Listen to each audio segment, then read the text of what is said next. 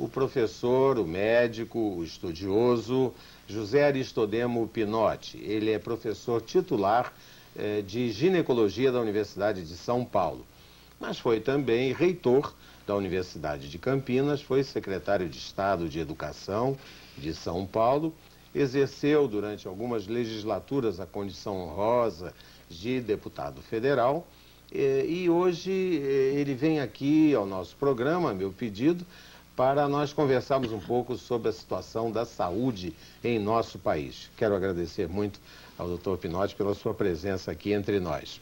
Eu é que agradeço, Arnaldo. É sempre um prazer conversar com você na frente ou sem estar na frente das câmaras. Porque somos amigos, exato, não é? Exato. E em função disso, então, que conversamos, eu queria lhe perguntar sobre a existência, sim ou não, de uma política nacional de saúde.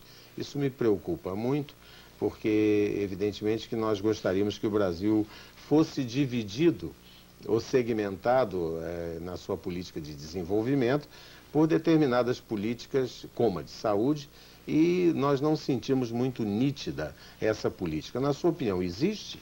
Arnaldo, na Constituição brasileira existe uma política de saúde que é considerada das mais avançadas no mundo, que é o SUS, que foi a Constituição de 1988, que foi a Constituição Cidadã. Ulisses Guimarães. E a saúde faz parte da cidadania. Agora, na realidade, o que nós estamos vendo é que nós estamos retroagindo em função da aplicação dessa política. Cada vez mais nós estamos nos afastando na prática daquilo que está na Constituição. Isso é profundamente lamentável, porque eu acho que a democracia se mede pela proximidade entre as leis e a prática, claro, principalmente nas áreas de políticas públicas, não é? E na saúde, esse afastamento é nítido e ele acaba se refletindo nesses baixíssimos índices que nós temos, ou seja, altíssimas mortalidades e morbidades, não é? Incompatíveis com a nossa renda per capita. Mas veja, doutor Pinotti, tanta gente diz que o índice de mortalidade infantil, por exemplo, que já esteve perto de 100, depois baixou para 63 por 100 habitantes, não é? Exato. Por mil, perdão. Por mil nascidos vivos. Isso, por 1000 nascidos vivos, porque tem muita gente que morre na hora do parto. Né? Muito bem, então é verdade que nós melhoramos? O senhor tem uma teoria. Outro dia, quando nós conversávamos aqui em São Paulo mesmo, nós estamos nos estúdios das Irmãs Paulinas, em São Paulo, o senhor chamava atenção para uma certa relativização.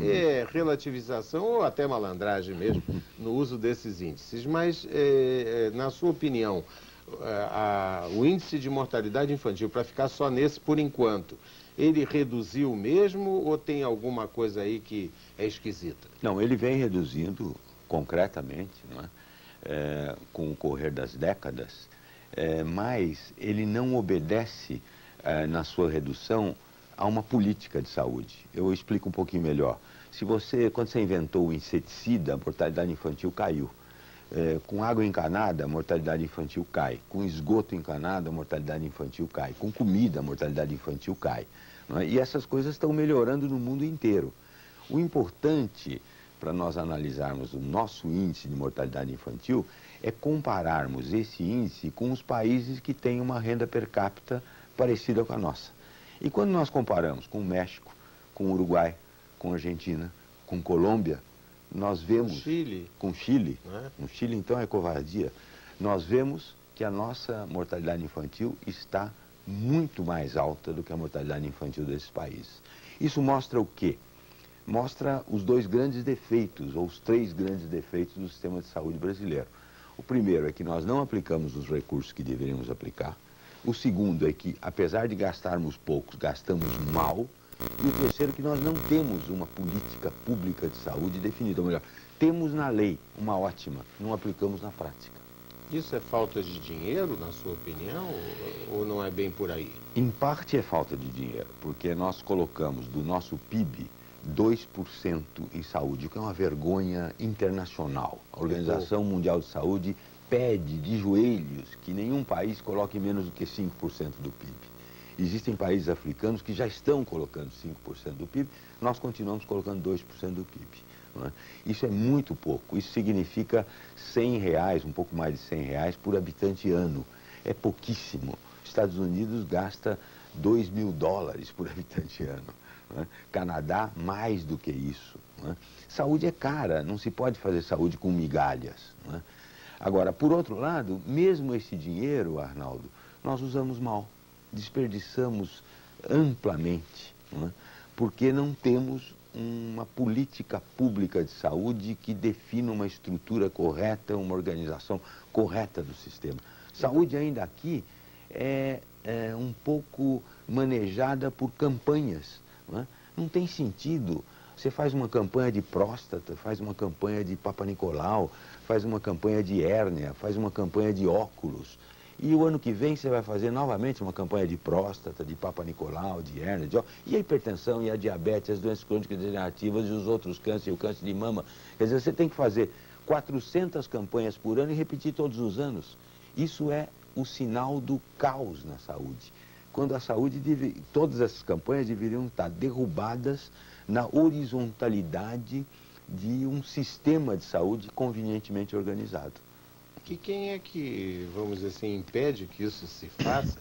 Porque, no fundo, lhe dando razão, porque eu tenho uma família de médicos, então ouço essas histórias sempre e acabo aprendendo, claro, né, dessas dificuldades todas que existem, mas fica também a ideia de que o setor é muito manobrado por, eu diria, ações desonestas.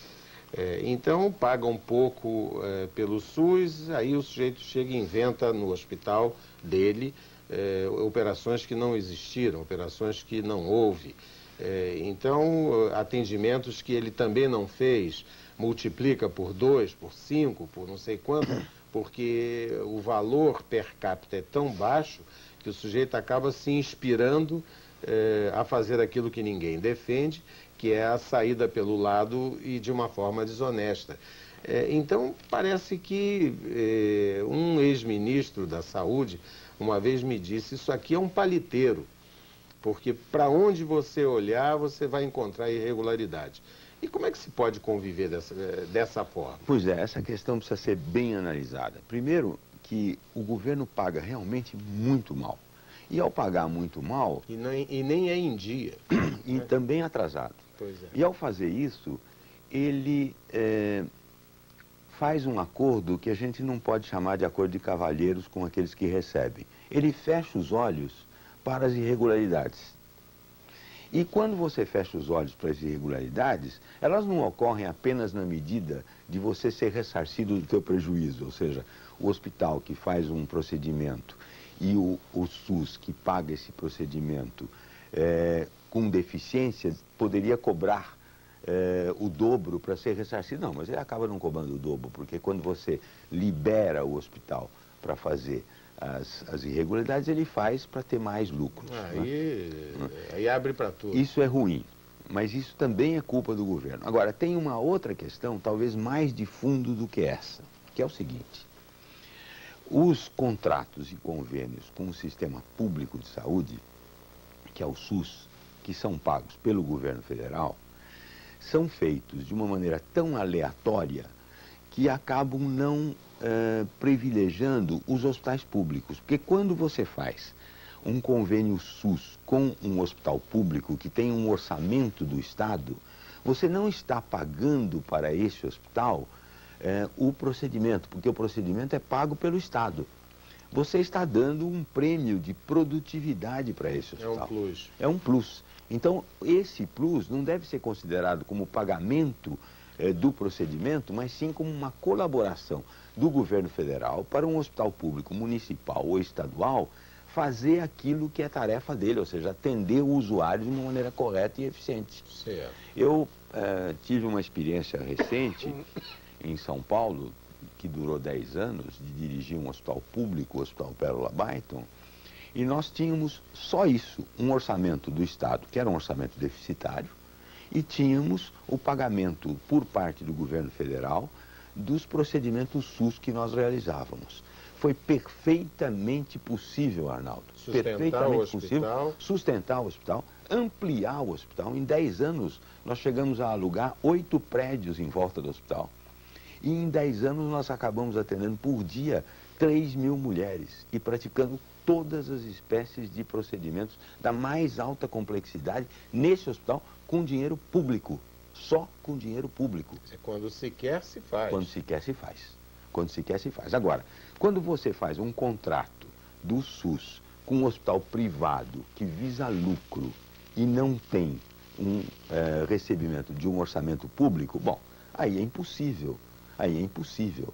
Então, os hospitais públicos deveriam ter 90% dos recursos do SUS. E poderiam tê-lo.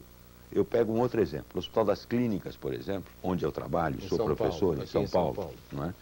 Tem uma razoável ociosidade dos seus ambulatórios. De tarde, eles praticamente não trabalham ou trabalham muito pouco. De noite, absolutamente nada.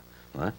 Então, nós poderíamos multiplicar por 2 ou por 3 o número de atendimentos que nós fazemos naquele hospital, se o SUS passasse para nós essa responsabilidade. Não, o SUS contrata, ali pertinho, para citar um exemplo, a Beneficência Portuguesa, para fazer o trabalho que nós podemos fazer. É claro que na Beneficência Portuguesa, os médicos não podem atender pelo valor pago pelo SUS, porque eles não têm ordenado do Estado. E eles não vão receber por uma consulta R$2. Então aí vem processos contra a Beneficência por cobrar por fora. Os médicos no Pelourinho. Os médicos no Pelourinho. Eu vi outro dia, numa poderosa televisão aí, os médicos com microfone, o repórter correndo atrás, parecia bandido, né? Para que o médico confirmasse se ele cobrou ou não cobrou por fora por uma operação, mais uns trocados e tudo. Uma coisa ridícula, que, enfim, eu não sei se o público acaba entendendo, e no fundo acaba não entendendo direito o que é aquilo e condenando moralmente o médico. A verdade é que um erro não justifica o outro, não é? Mas os médicos acabam atuando dessa forma pela falta da estrutura do sistema de saúde.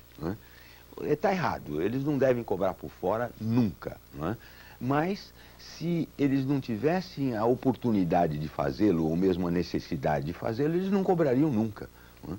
E para isso era preciso que se direcionasse os recursos SUS para os hospitais públicos, se acabasse com a ociosidade dos hospitais públicos. Agora, isso, Arnaldo, vem contra a política de saúde do atual governo, não é? Porque eles estão querendo cada vez mais privatizar a saúde. No meu hospital, Hospital das Clínicas, existe uma segunda porta, não é? Uma porta que atende doentes privados, não é? Mediante pagamento. Nessa porta não tem fila para exames, os doentes são atendidos em acomodações especiais. Também não tem pobre. Não tem pobre. Nessa porta não tem pobre não entra. Agora, a porta dos pobres não tem luxo, tem filas para exame, e o pior, existe uma enorme demanda reprimida fora do hospital, que não é atendida. E uma parte do hospital é reservada para quem pode pagar. Quando quem pode pagar, pode ir para a Beneficência, pode ir para o Sírio-Libanês, pode ir para o Albert Einstein, pagando lá. Bons hospitais. Bons hospitais. Pagando o justo preço, né? Então, falta sensibilidade para isso e falta uma organização adequada. Agora, sobra essa história da privatização da saúde, que é perversa. Eu acho que o governo tem que privatizar, o Fernando Henrique está absolutamente correto em privatizar algumas coisas, não estou de acordo com a forma dele privatizar. Acabou não entrando dinheiro nenhum, a dívida aumentou. Mas algumas coisas deveriam ser privatizadas. Agora, tem coisas que são a essência da cidadania e a essência da tarefa do governo vis-à-vis o cidadão. Saúde e educação. Isso não pode ser privatizado. Agora aí é que existe talvez o hospital universitário seja exatamente o elemento que ligue saúde e educação.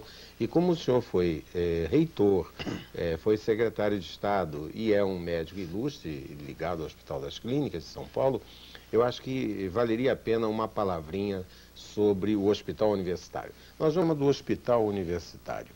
É um problemão, não é? Porque ele tem uma pertinência assim meio dúbia e ninguém sabe direito a quem pertence e quem é que manda e quem paga pelas despesas, Muitas universidades, como é o caso da minha Universidade do Estado do Rio de Janeiro, reclama que se não fosse o Hospital de Clínicas Pedro Ernesto, a universidade estaria numa situação muito mais favorável.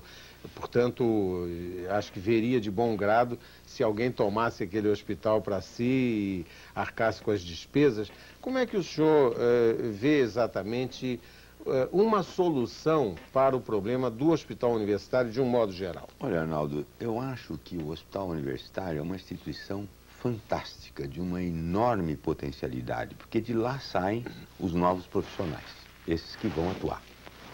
De lá saem as novas verdades na área de medicina. A pesquisa no Brasil é feita nos hospitais universitários, a pesquisa médica. E nós, nos hospitais universitários, atendemos também pacientes, e é o único lugar que oferece aos pacientes menos possuídos, aos pacientes mais pobres, um nível de atenção que é tão bom ou igual, ou às vezes melhor, o nível de atenção que se recebe quando se paga nos hospitais mais complexos da cidade ou do país. Então é uma instituição que merece, não é, ser utilizada na sua plenitude, e pode ser utilizada na sua plenitude. Não é? A questão do financiamento dos hospitais universitários, a meu ver, é muito simples de ser resolvida, porque o hospital universitário, em geral, tem um financiamento estadual ou municipal, dependendo da origem, ou federal, e, além disso, ele tem um faturamento, ele recebe recursos do SUS. E ele recebe recursos do SUS com 70% de acréscimo em relação aos recursos que qualquer hospital recebe. Ele tem um... Ele tem um plus, um plus de recursos. não Né? sabia. E é o FIDEP, se não me engano o nome desse plus.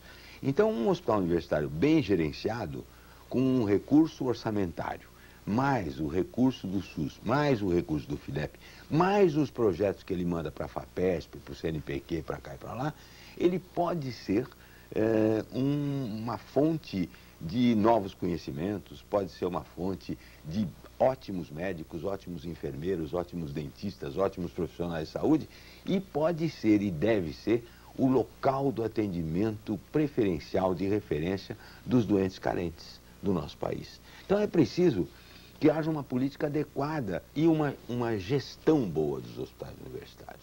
Cada um de per si. Cada um de per si. Né? Quando isso ocorre, o hospital rende frutos fantásticos, eu não tenho dúvida nenhuma. Eu fico aqui espantado quando o senhor diz, com a experiência enorme que tem e o renome, que é uma solução fácil.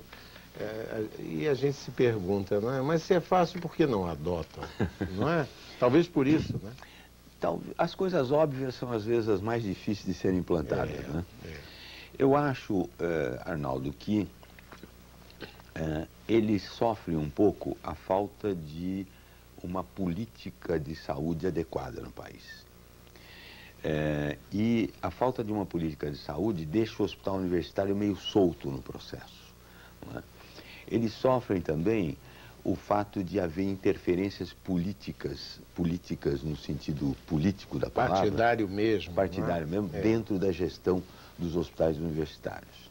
Não é? Mas é uma coisa de tão grande potencial que merece, eu sei que você está dando uma atenção especial a isso, porque realmente o hospital universitário merece uma atenção, eu não tenho dúvida. Agora, toda eleição de reitor, eles estão só esperando abrir as urnas do hospital universitário, porque lá está a decisão. Eles são muita densidade de muita voto densidade ali, né? E, sobretudo, muita politização. Agora, também, uma coisa eu gostaria de lhe dizer, Arnaldo. Como não deve ser solucionado o problema do hospital universitário, que é o que está começando a acontecer, é a questão da segunda porta, né? A questão da privatização do hospital universitário. Essa é a única maneira pela qual a coisa não pode e não deve acontecer. O senhor é contra esse tipo de privatização? Claro, porque o hospital universitário é a única oportunidade do doente carente ter uma atenção de alto nível. Não que eu seja contra que qualquer pessoa possa usar o hospital universitário, você, eu, qualquer um, não é? Mas que essas pessoas no hospital universitário sejam tratadas igualitariamente. Na minha clínica que eu dirijo, no hospital universitário aqui do HC, eu atendo qualquer um. Não há qualquer discriminação. Mas atendo igualitariamente. Outro dia eu operei uma senhora de câncer de mama a pedido de um grande amigo meu lá de dentro do hospital mesmo, e lhe disse, olha, tudo bem, eu posso fazer isso com o maior prazer, mas ela tem que seguir todos os trâmites aqui. O caso dela vai ser discutido na frente dos alunos, os residentes vão me ajudar a examiná-la, ela vai ficar num quarto com mais 3 pessoas, eu tenho quarto com 4 pessoas lá, e ele sabiamente me disse, a mim não me importa, o que eu quero é que ela seja bem tratada. Que fique boa. Que fique boa. Claro. E realmente essa senhora foi operada, etc., faz pouco tempo isso, e ela mesmo me deu um depoimento fantástico. Diz, olha, eu não só me senti muito bem tratada, como foi uma experiência fantástica para mim dividir meu quarto com 3 outras pessoas, uma era empregada doméstica, outra era cabeleireira, outra era faxineira, não sei Não de se onde. sentiu diminuída por isso? Absolutamente, absolutamente. Né? Ficou feliz, foi uma experiência para ela de vida, e ela está curada, graças a Deus, e está bem, etc. Doutor Pinotti, o senhor falou que fez uma operação de câncer de mama e curou uma paciente. Que metodologia, que invenção aconteceu no Hospital de Clínicas de São Paulo, que parece que há algo novo e notável em relação ao câncer de mama que, sendo aplicado, e parece que o senhor é o autor da ideia e, enfim, da forma como isso está se passando, não há possibilidade de retornar, pelo menos por 10 anos. É verdade isso? E eu queria que o senhor esmiuçasse, porque eu sei que um dos maiores problemas do Brasil hoje é o câncer de mama. Você sabe que na medicina e no amor não existe nem sempre nem nunca, né? Tanto a medicina quanto o amor são ciências ou são artes probabilísticas. Né? Certo. O que a gente faz é fazer com que cada vez mais a gente possa dizer para o paciente, a senhora está curada. Né? E nessa técnica que nós realmente desenvolvemos nos últimos 15 anos, aconteceu uma coisa muito interessante, porque no final desse século, nos últimos 50 anos desse século, nós substituímos a terapêutica radical, a retirada total da mama, por uma terapêutica mais conservadora, onde a gente trata permanecendo a mama. Tira uma parte da mama, tira os gânglios da axila, junta isso com um tratamento radioterápico, quimioterápico, e os resultados foram tão bons quanto os resultados da retirada da mama, principalmente para os casos de tumores menores, até 2, 3 centímetros de diâmetro. Mas começou a surgir um problema muito sério, que é a volta da doença na mama de onde ela saiu, de onde nós tiramos. E ocorreu aí a volta em 10% em 10 anos, o que é uma coisa muito grande. Né? E as mulheres viviam com uma espada na cabeça de Demócrito. Será que eu serei uma daquelas? Uma das 10. Né? Pois bem, a técnica que nós desenvolvemos foi para diminuir ao máximo esse risco. E é uma técnica interessante porque faz com que o patologista faça parte da equipe cirúrgica. E quando você tira o tumor e o tecido sadio em volta, o patologista examina as bordas disso durante o ato cirúrgico e as bordas que ficaram também, e vê a proximidade das células tumorais dessas margens e diz, tire mais na margem superior direita, tire mais na parte posterior. Ele vê isso pela coloração, não, ele examina amostras no microscópio, com técnicas de coloração imediata. Sim. E com isso, você tem uma cirurgia que não é guiada simplesmente pelo teu olho, mas pelo microscópio. E em 10 anos de seguimento dessas doentes, nós operamos 112 doentes com essa técnica e 149 com a técnica tradicional. Nas 149, em 10 anos, nós tivemos 7,3% de recidiva, o que está de acordo com a literatura. E com essa técnica nós tivemos 0,8% de recidiva. Portanto, quase zero. E isso agora nós estamos difundindo pelo mundo inteiro. Nós estamos recebendo estagiários de vários países, de vários estados brasileiros. E nós acreditamos que de agora em diante deverá ser obrigatória a presença do patologista com conhecimento de desenvolvimento dessa técnica nos casos de cirurgia conservadora de mama, que é a maioria da operação que se faz, a maioria dos casos são operados dessa forma. É incrível, não é? Como nós vamos aperfeiçoando mutatis mutandis e com o devido respeito, é como se fazia antigamente com dente, né? O dentista olha e diz, não, tem que arrancar. E arrancava o dente com raiz, com tudo, né?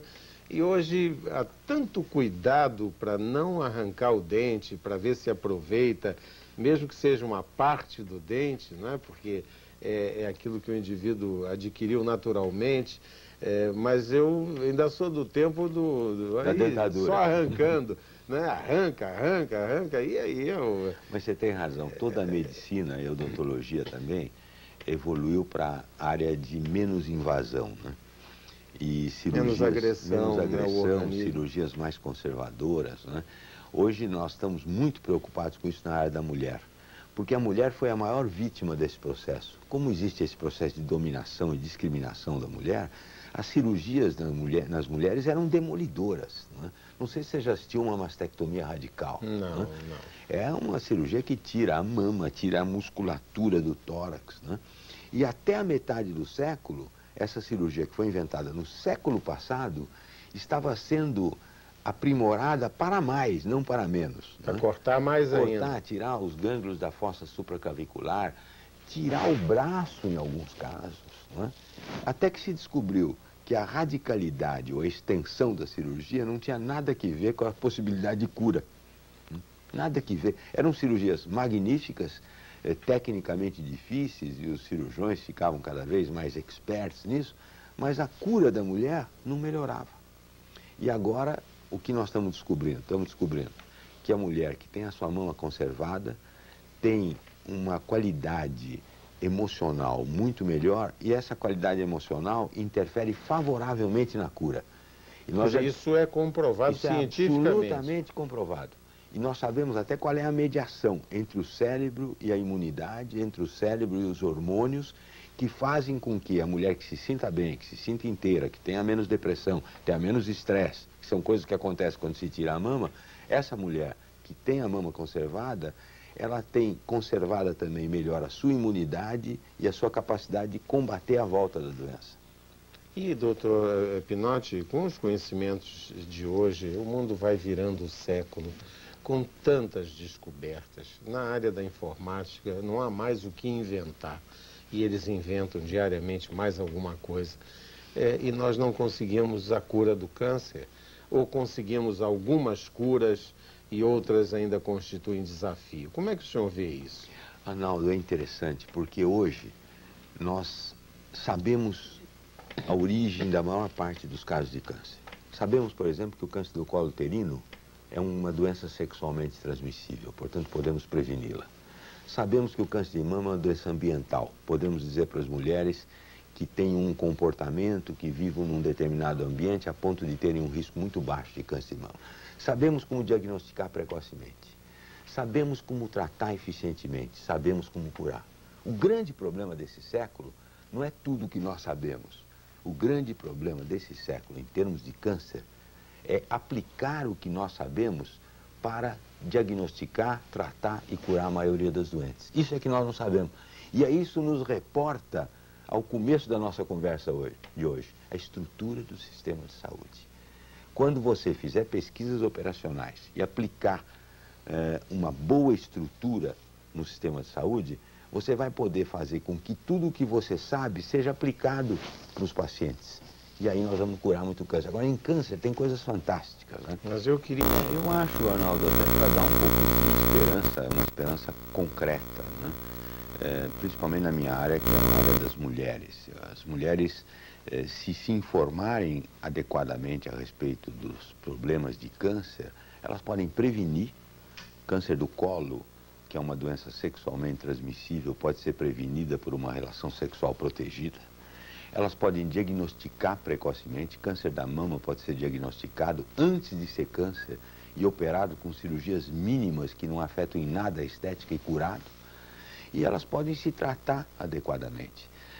Nós temos que oferecer às mulheres um acesso maior, não só à informação, mas também aos cuidados médicos. E dessa forma nós vamos diminuir muito a mortalidade por essa doença no próximo século, eu tenho certeza.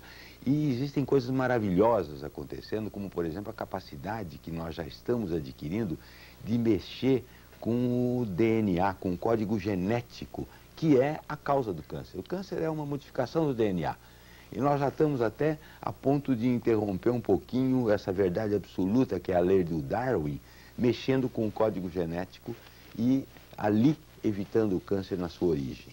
Isso tudo vai ser possível, esse século vai ser um século fantástico para o câncer, não tenho dúvida nenhuma. Se Deus quiser, e que seja também de cura das outras doenças, porque Sem infelizmente dúvida. O mundo assiste a tanta coisa ruim em matéria de doença que não há por que se concentrar só numa delas, né?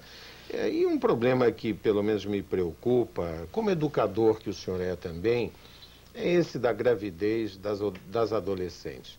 Eu vejo isso crescendo, a faixa etária reduzindo das jovens mães irresponsáveis, porque elas nem sabem direito como aquilo aconteceu, nem tem o seu companheiro, nem tem marido, então nem pensar, né, numa idade dessa, 14 anos, 15 anos. Como é que o senhor está vendo esse fenômeno e o que fazer para evitar que se amplie tanto o que nós estamos assistindo em matéria de gravidez na adolescência? O fenômeno é dramático, realmente, Arnaldo, porque 20% dos partos no Brasil ocorrem na adolescência. É uma coisa dramática. O aborto provocado está aumentando na adolescência.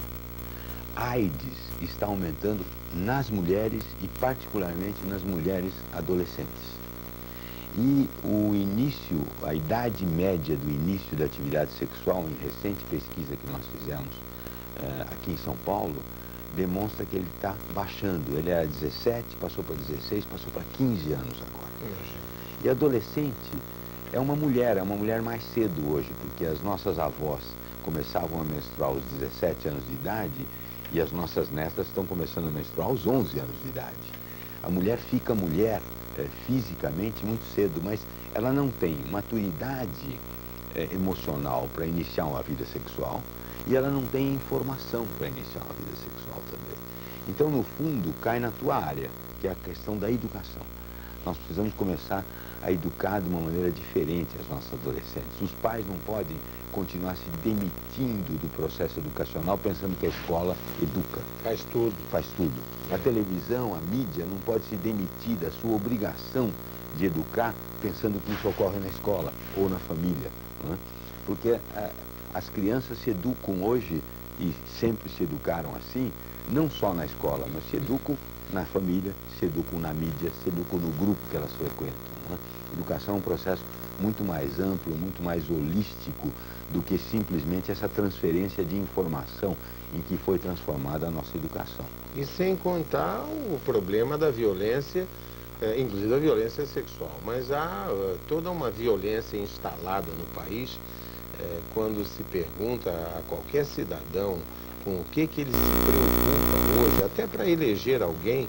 Nós estamos já caminhando para eleições municipais, né, que serão muito importantes no país inteiro, e a violência, ou a segurança, não é, que é o seu contraponto, aí passa a ser a preocupação dominante. Como é que, na sua opinião, nós podemos sair disso? Aí fala o educador.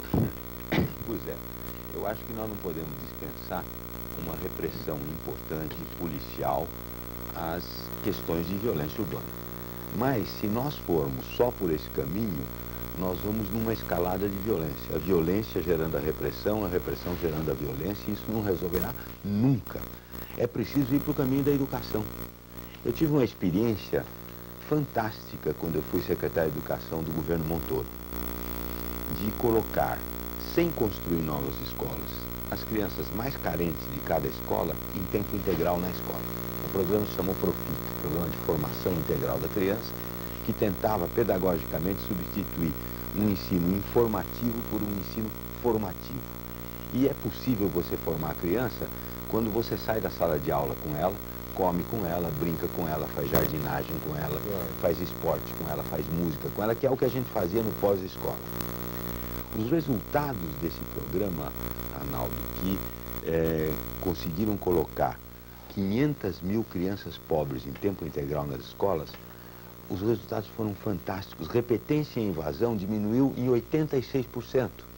E a sociabilidade da criança, o aproveitamento escolar, o comportamento da criança melhorou terrivelmente, analisado por pedagogos. Então, eu não tenho dúvida nenhuma que o problema da violência é gerado por falta de uma política adequada de educação, que não precisa tijolo nem telha. Educação não se faz com tijolo e telha, educação se faz objetivando o aluno através de métodos pedagógicos modernos, corretos, contemporâneos e privilegiando o professor. Mas e por que projetos assim, eles sofrem solução de continuidade? Por quê? Porque no nosso país, infelizmente, nós entendemos desenvolvimento como aumentar a renda per capita. Nós entendemos modernidade como carros importados. E nós não entendemos a essência das coisas. Não estou falando do Saint-Exupéry, mas podemos lembrar dele. Né? A essência das coisas que mostra claramente que um país desenvolvido não é um país que tem máquinas, carros importados, renda per capita. Um país desenvolvido é o que oferece à maioria da sua população uma qualidade adequada de vida. Isso não é difícil de acontecer se você priorizar as políticas públicas de educação, de saúde, de segurança. Afinal de contas, para que existe governo? O governo não é para tratar dos empresários, dos industriais ou dos bancos. Eles se viram por si só e muito claramente. E bem. O governo é para tratar exatamente dessas políticas públicas e diminuir a concentração de renda através da oferta adequada dessas políticas públicas. Né? Infelizmente, a globalização não propicia os governos fazerem isso. E os governos que se ajoelharam ao processo de globalização acabaram esquecendo do desenvolvimento humano. Felizmente, a Organização das Nações Unidas está levantando esse problema. Né? Mas o Brasil, numa recente pesquisa que fez a ONU, a Organização das Nações Unidas, sobre desenvolvimento humano, o Brasil, em vez de melhorar de posição no ranking, piorou. Foi de 58ª para 72ª.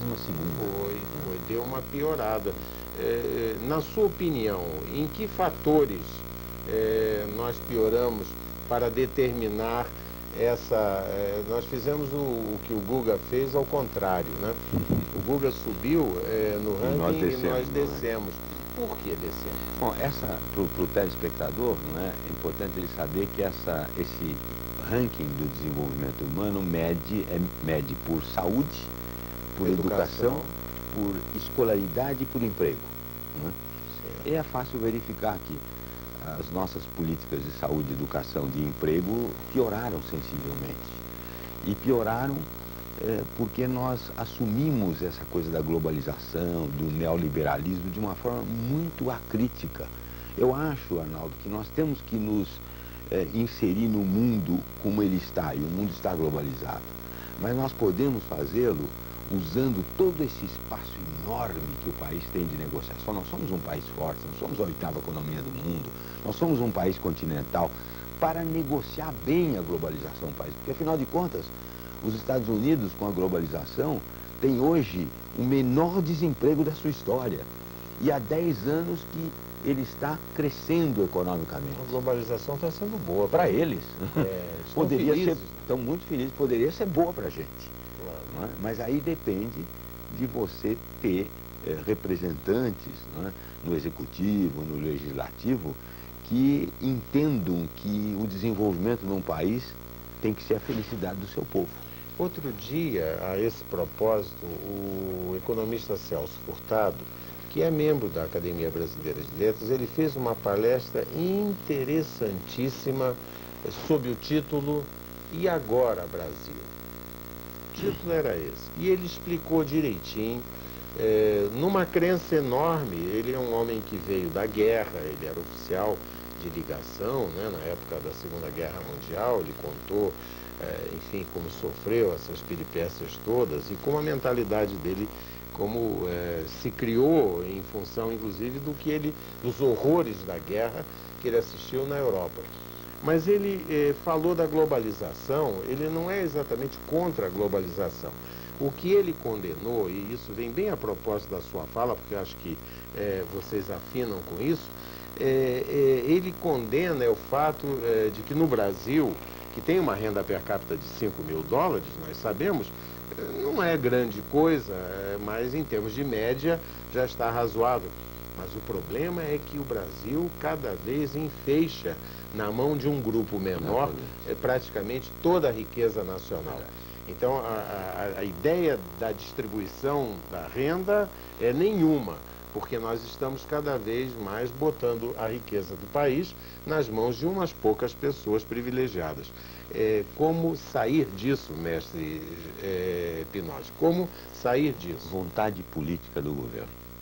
Não é? Porque, na realidade, nesses últimos 6 ou 7 anos, a concentração de renda, que era já uma concentração muito injusta, nós somos o campeão mundial da concentração de renda, se agravou.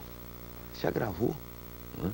E se agravou num momento difícil, se agravou num momento em que nós estamos em recessão.